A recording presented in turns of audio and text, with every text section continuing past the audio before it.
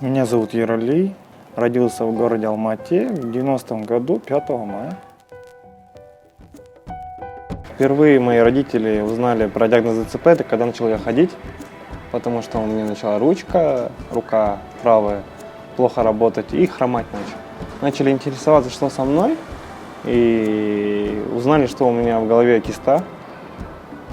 И это все переросло в ДЦП. Преодолеваю эту болезнь своими родными. Было сложно. Первые это взгляды. Это было самое сложное психологически. Были моменты, когда ты подходишь к ребенку, от тебя отводят родители, детей. Говорят, ты можешь заразить. Это было самое сложное. Преодолевать этот диагноз начали с 95-96 года. Мне было 5-6 лет. Мы начали ходить на массаж, ЛФК, к реабилитологу. Хождение по веревке, по валику ходили. Прыгали на батутах. Это утром плавание, вечером ипподром. Между ними еще шахматы. Джиу-джитсу я начал заниматься после смерти отца. Я себя не мог найти. Тяжело было осознавать, что нету человека, с кем ты можешь поделиться, пообщаться. Я занимался джиу-джитсу где-то на протяжении года. И мой тренер Максим и Ильяс, они мне предложили поучаствовать в чемпионате Казахстана, это Арлан Грип называется. И я поучаствовал и взял бронзу среди обычных людей.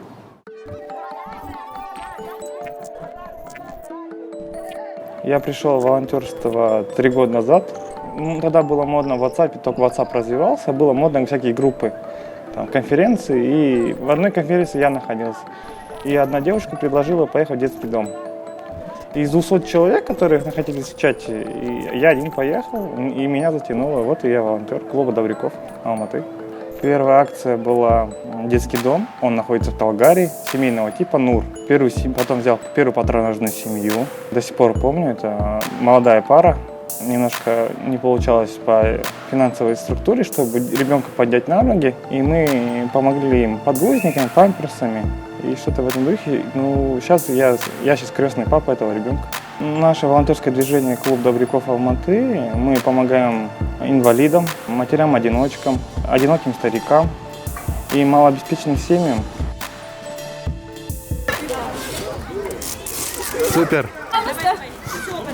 Можно я заберу? Такой запоминающий грустный момент – это, наверное, институт педиатрии и хирургии в городе Алмате. Он находится на Баганашиле. Мы устраивали для детей с отделением онкобольных.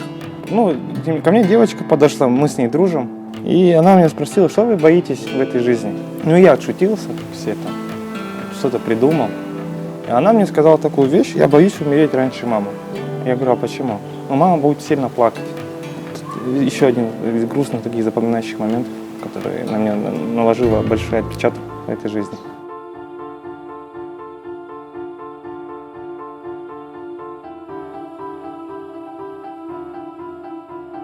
Впервые я увидел про город Арысь, что произошли взрывы, это в Инстаграме, что начали все информационные паблики выкладывать.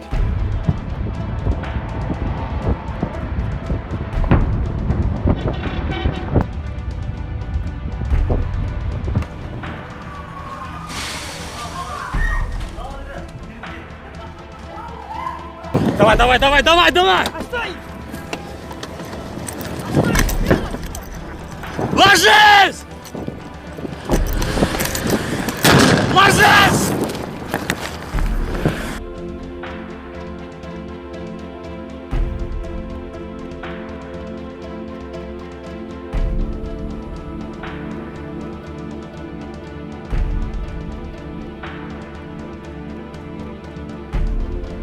Через некоторое время есть такое алматинское движение, общественное движение «Я алматинец» по сбору гуманитарной помощи, и наш клуб Добряков присоединился к этому. Мы начали собирать помощь. Я немножко был шокирован того, что столько людей присоединилось к этому движению, чтобы помочь жителям Арыса. И я столько увидел людей, которых не видел десятками лет.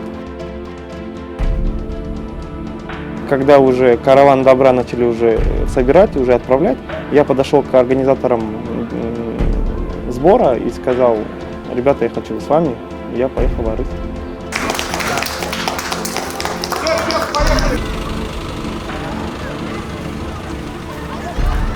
от поездки Арыси, о городе Арыси я увидел, кому-то повезло больше, там пострадала крыша, там вылетела рама. Но в старом городе Арыси, это где уже рядом со складами, там увидел прямые попадания в дом, где даже кирпичи сгорели, там рестораны 1000 квадратных метров, только каркас от них остался.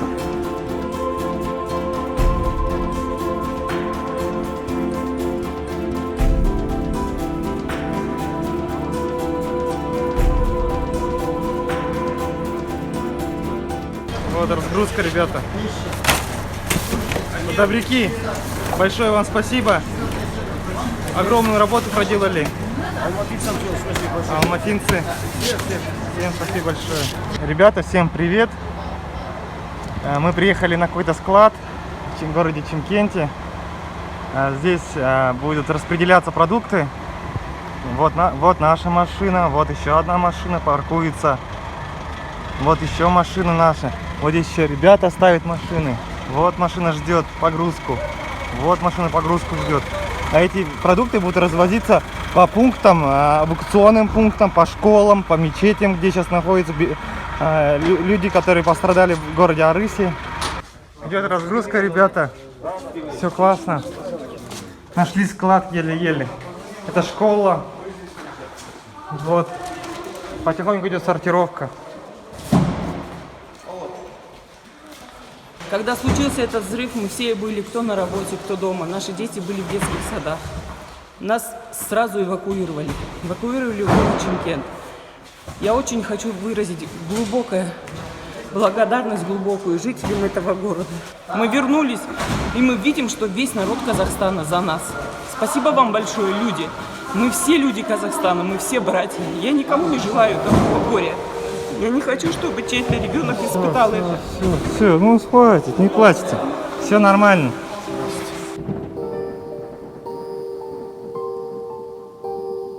Когда мы вывозим детей там, из малообеспеченных семей в горы, в кино, вы видели их глаза, они там блещут яркостью солнца, там, он ярче, чем солнце у них и глаза. Или когда ты там приезжаешь в какой-то детский дом, привозишь с собой вкусности, аниматоров, клоунов, фокусников.